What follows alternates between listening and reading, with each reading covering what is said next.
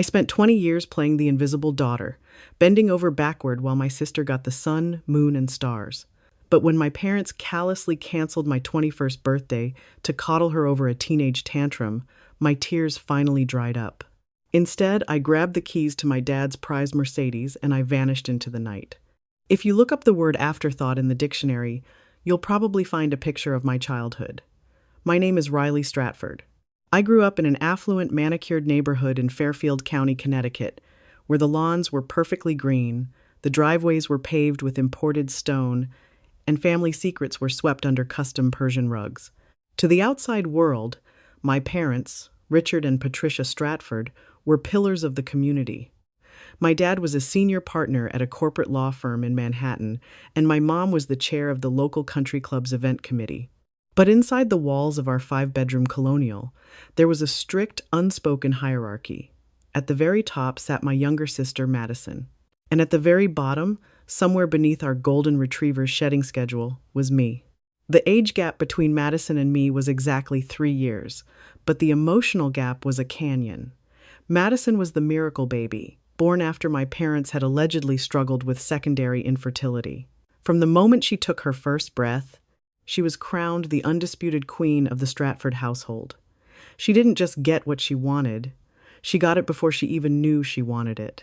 When Madison turned sweet 16, my parents rented out a boutique hotel downtown, hired a celebrity DJ, and bought her a brand new BMW 3 Series. When I turned 16, my parents handed me a crisp $100 bill and told me to go crazy at the mall, but asked if I could wait until the weekend because they were busy taking Madison to a private horseback riding lesson. I learned early on to shrink myself. I became fiercely independent out of necessity.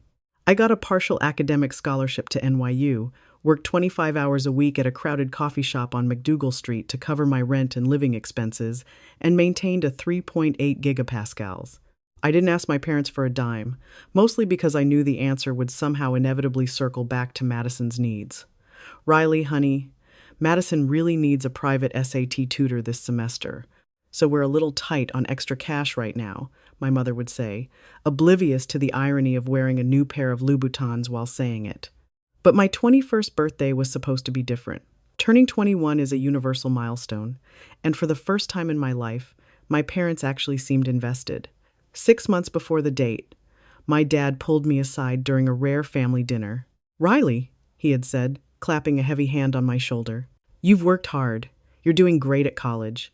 For your 21st, we're going all out. I'm booking the private dining room at the Velvet Room in the city, and we're going to invite your closest friends. It's your day."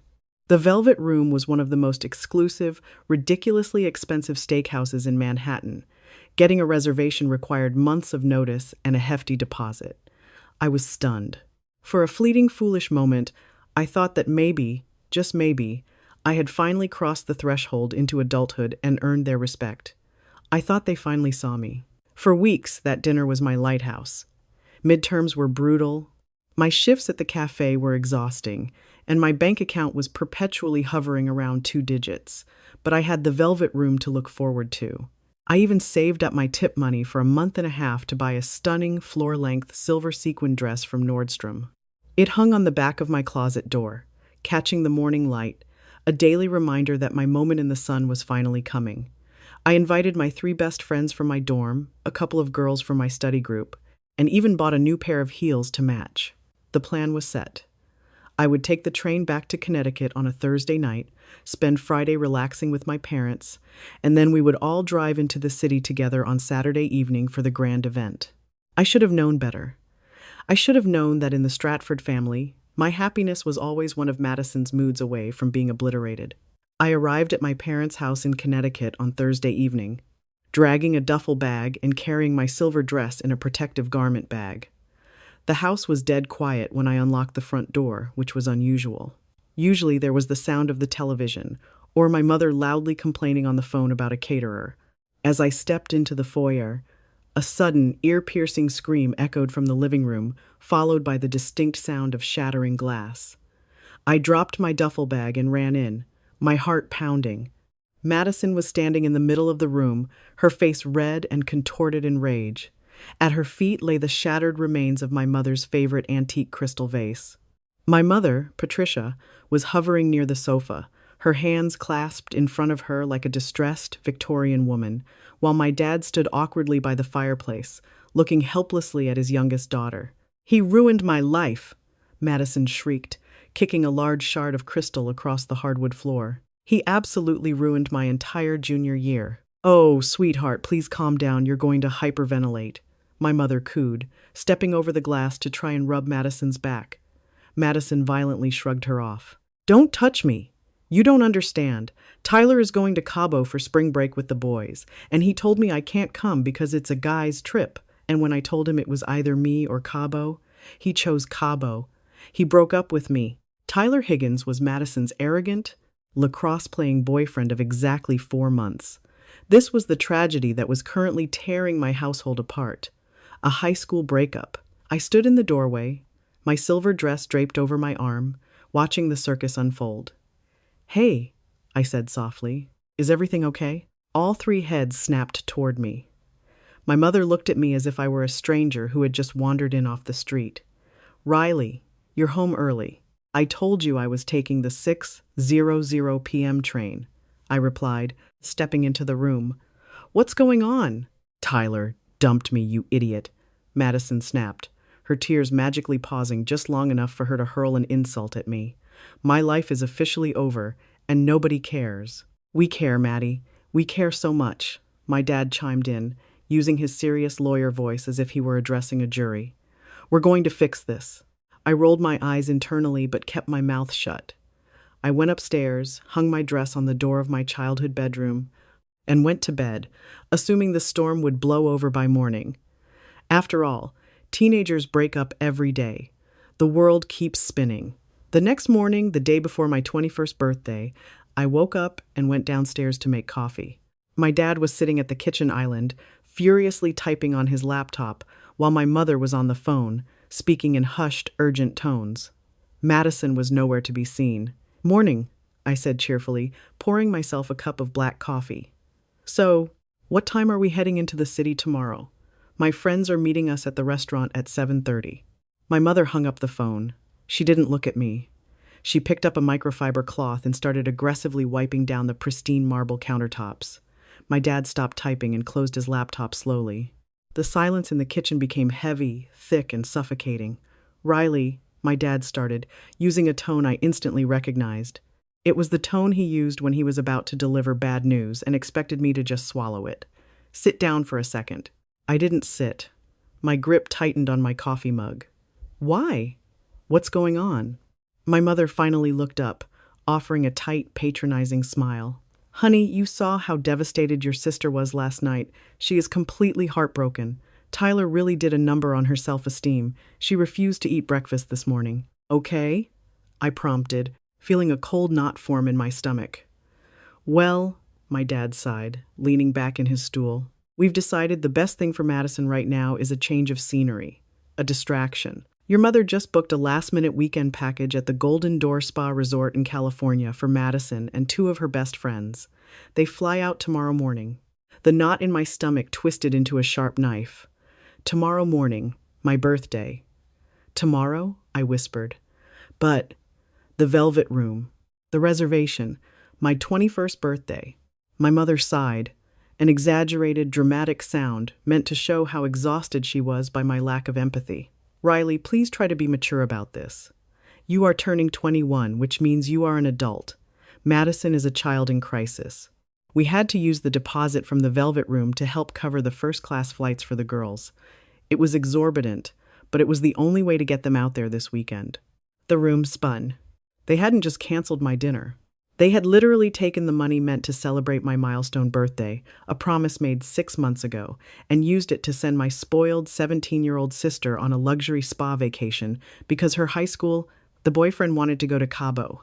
"You canceled my 21st birthday," I said, my voice trembling, rising in volume. "You canceled my birthday because Madison got dumped? Stop making this about you," my dad barked, his face flushing with anger. "Your sister is upstairs crying her eyes out. You are a grown woman, Riley. We can go to Olive Garden next week or something. Have some perspective."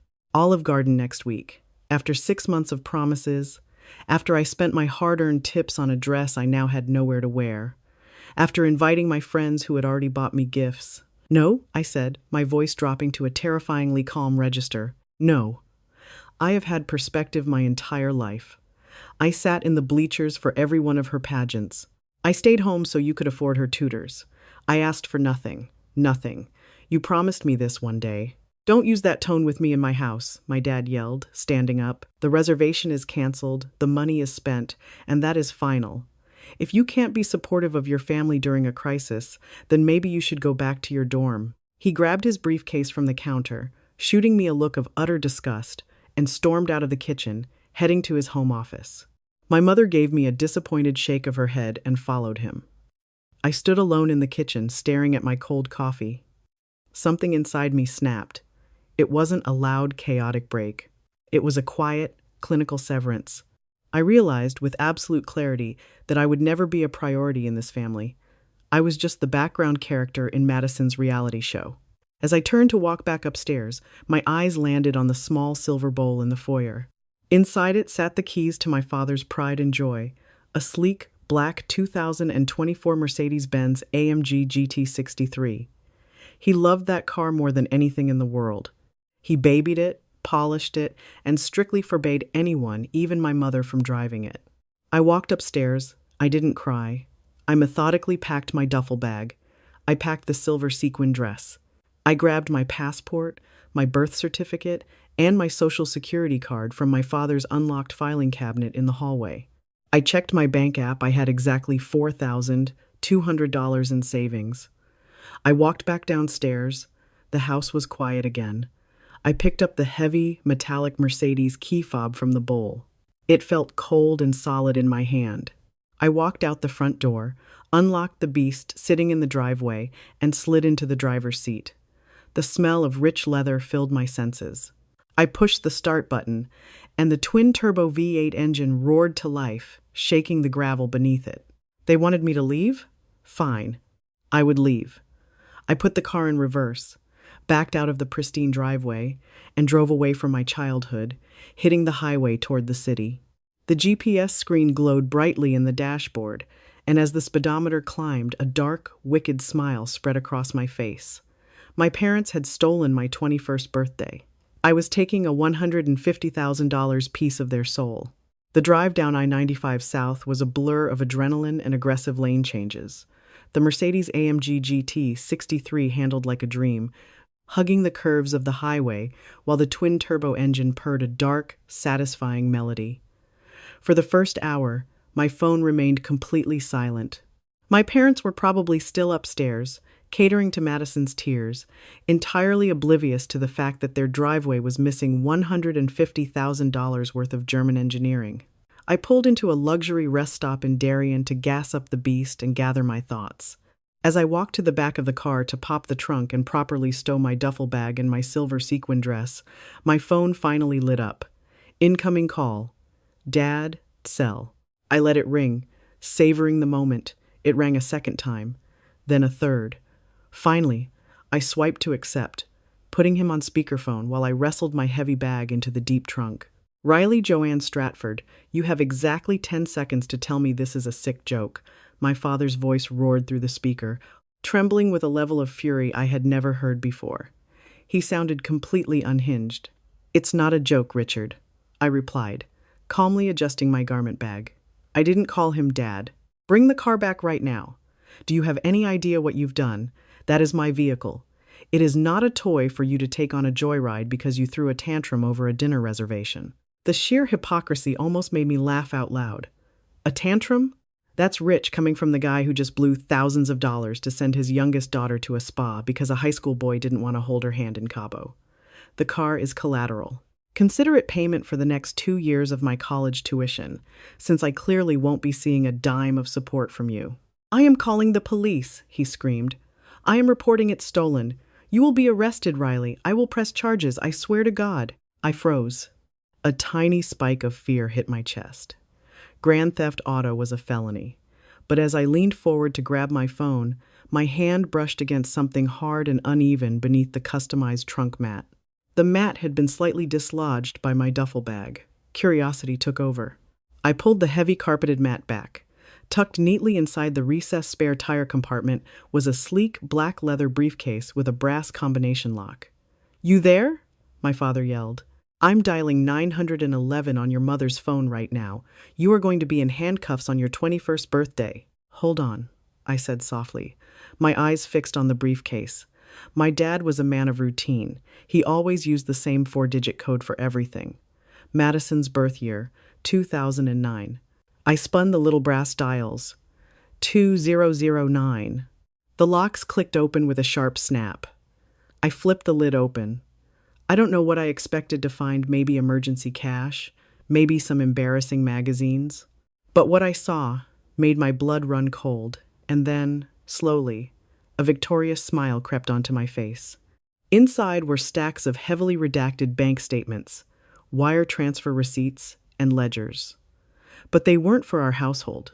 The letterheads belonged to Brooks and Sterling, my dad's prestigious law firm. I quickly scanned the top document. It was a transfer authorization for $85,000 from a client escrow account to a private LLC registered under my mother's maiden name. I dug deeper. There were dozens of these, hundreds of thousands of dollars, systematically siphoned off over the last 4 years. My parents weren't just favoring Madison. They were actively embezzling client funds to keep up their country club facade, to pay for the BMW, the private tutors, the Louboutins, and the last-minute spa trips. They were living on stolen money. "Did you hear me, Riley?"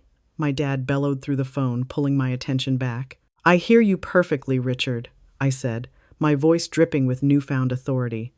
"But I don't think you want to call the police. In fact, I highly recommend you keep them as far away from this car as possible." "What are you talking about?" "I'm looking at a very interesting ledger right now," I said, casually flipping through a stack of wire transfers. "An LLC registered to Patricia's maiden name, siphoning money from the Peterson Trust. Oh, and here's another one from the Vanguard settlement." "Wow, Dad. Grand theft auto is one thing, but federal wire fraud and embezzling from a client escrow account? The New York State Bar Association is going to have a field day with this. You won't just be disbarred. You'll go to federal prison." Dead silence on the other end of the line. I could practically hear the color draining from his face. "Riley!" His voice was suddenly a raspy, terrified whisper. "Riley, do not touch those papers." "Too late. I've already taken photos of the first 5 pages. They're backed up to my cloud." I lied smoothly, though I immediately started snapping photos with my phone to make it true. "Here's the deal.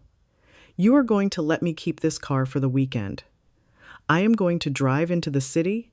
I am going to celebrate my birthday with my friends, and you are not going to bother me. If I see a single police cruiser in my rearview mirror, these photos go straight to Noel Brooks and the FBI." "You're a monster," he choked out. "No," I replied coldly. "I'm an adult. Happy birthday to me." I hung up, blocked his number, and slammed the trunk shut. I drove into Manhattan feeling unstoppable. The city lights reflected off the sleek hood of my car as I pulled up to the plaza, clutching the $4,200 I had saved from years of hard work. It was meant to be security, but tonight I chose risk. Inside the grand lobby, I didn't hesitate. I handed over my card and booked a luxury suite overlooking Central Park, ignoring the cost. For once, I wanted to live without limits. When my friends arrived, they were stunned by the elegance, the chandelier, the champagne, the skyline glowing beyond the windows. "Riley, what is this?" Chloe gasped. I smiled, pouring a drink. "New plan," I said. "Tonight we celebrate." For the first time, I wasn't in the background. I was in control. I didn't tell them about the embezzlement. I didn't tell them about the stolen AMG GT63 sitting in the hotel's underground garage. I just let them believe my parents had finally stepped up, finally recognized my worth, and given me the cash for a hotel blowout. For that one night, I allowed myself to live in that fantasy. I wasn't the forgotten, invisible sister. I was the center of the universe.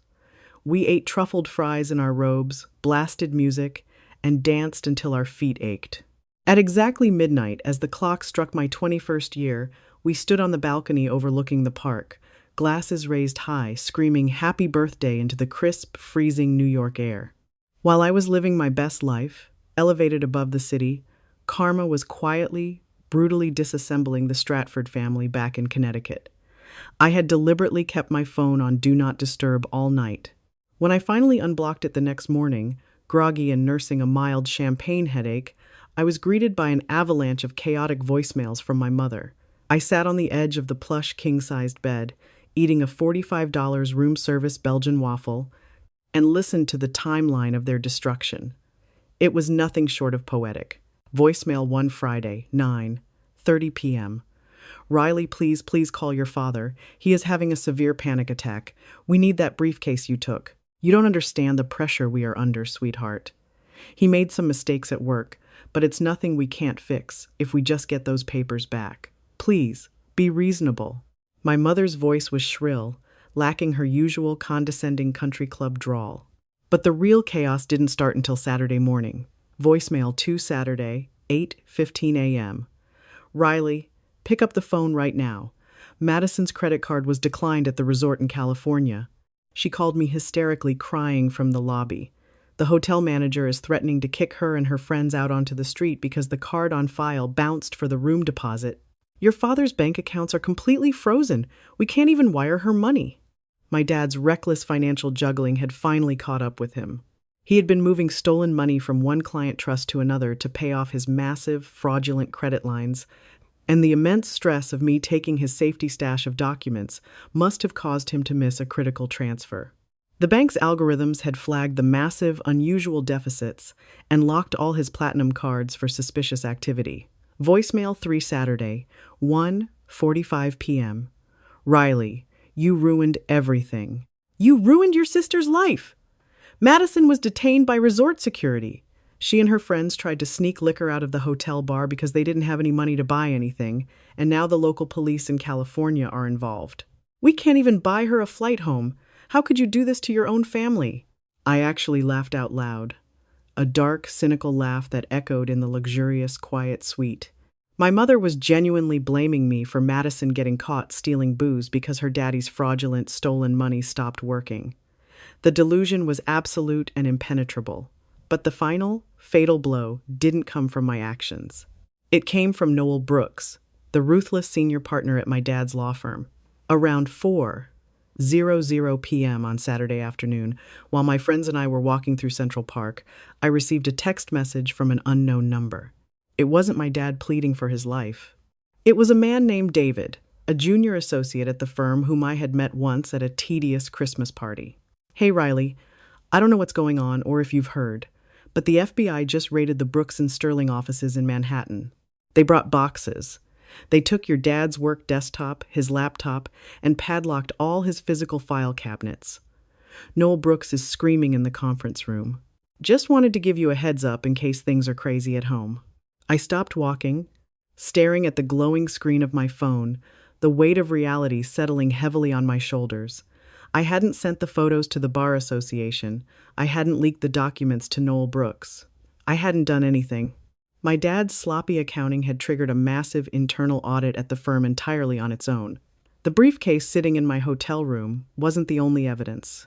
It was just the backup ledge he had been desperately trying to hide before the feds closed in on him. He knew the walls were closing in, which was why he was so incredibly protective of the Mercedes. It was his literal getaway vehicle, his mobile safe, and I had literally driven off with it. I spent the rest of my weekend in the city, perfectly compartmentalizing the impending doom. I treated my friends to a lavish Sunday brunch, we took hundreds of photos, and I ignored the continuous, frantic calls from my parents' landline. By Sunday evening, my friends packed up and took the subway back to the NYU dorms, thanking me profusely for the best weekend of their lives. I was left alone in the suite with my duffel bag, my silver dress, and the black leather briefcase. It was time to face the music. But I wasn't going back to Connecticut. I checked out of the plaza, paying the exorbitant final bill with the last remaining chunk of my savings. I drove the Mercedes downtown, navigating the busy evening traffic, and pulled straight up to the local FBI field office in Lower Manhattan. I walked through the heavy glass doors, carrying the black leather briefcase. The sterile, fluorescent lighting was a harsh contrast to the chandeliers I had just left behind. I walked up to the duty agent at the front desk, told him exactly who I was, who my father was, and handed over the briefcase. I took the heavy Mercedes key fob out of my pocket and placed it on top of the leather case, informing them that the vehicle parked outside was likely purchased with illicit client funds. I walked out of the federal building 20 minutes later with nothing but my duffel bag hanging over my shoulder and $1,200 left to my name. I didn't have a car, I didn't have a safety net, and I knew my college tuition was entirely on my shoulders from this moment forward. But as I hailed a battered yellow cab to take me back to my tiny, cramped dorm room in the village, I looked out the window at the city passing by.